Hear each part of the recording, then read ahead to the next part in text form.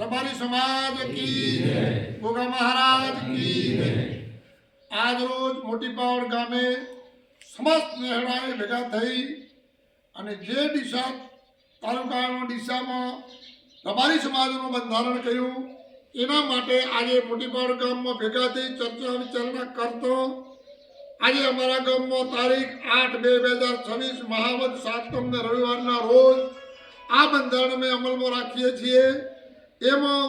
જે બંધારણના નિયમો હતા એ નિયમો અમે પાળવાના છીએ એમાં સમસ્ત નેહળો ભેગો થઈને પાળવાના છે એમાં સદંતર કોઈ પણ પ્રકારનો ફેણ કે કોઈ પણ નશો સદંતર બંધ કરેલ છે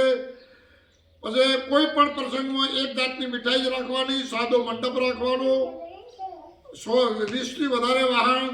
10થી વધારે કે 20થી વધારે વાહનોનો ઉપયોગ નહીં કરવાનો વરરાજાને પોતાની જાતે સિલાવેલા કપડાં પહેરવાના કોઈ ભાડેથી કપડાં લાવવાના નહીં કોઈ પણ મરણ પ્રસંગમાં ટૂંક સમયમાં 5 દાડા કે 7 દાડામાં પૂરું કરી દેવાનું સાદું ભોજન ખીચડી કઢી થી બીજો કોઈ પણ ભોજનનો ઉપયોગ નહીં કરવાનો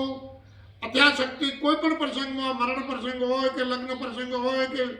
કોઈ પણ દેવી દેવતાઓનો ઉજવણીનો પ્રસંગ હોય તો એના નિમિત્તે જેને જે મળે શાળાની અંદર પાવતી ભરાવીને શાળામાં દાન આપવાનું શિક્ષણને બહુ ઉજાગર કરવાનું શિક્ષણનો પ્રચાર કરવાનો સમાજને સારા માર્ગે દોરવાનો અને આ બંધારણની અંદર અમે બધા આખા નેહડાના ભાઈઓ ભેગા થઈ અને સંદર્ભ આ બંધારણ પાડશું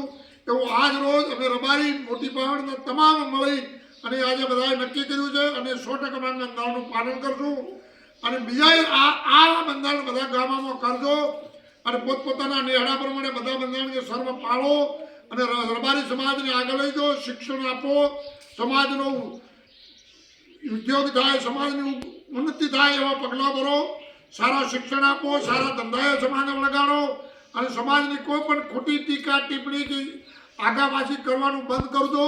અને રબારી સમાજનું ઉજળું ભવિષ્ય કાંઈ એવા કાર્ય કરજો બોલો વડવાળા દેવ કી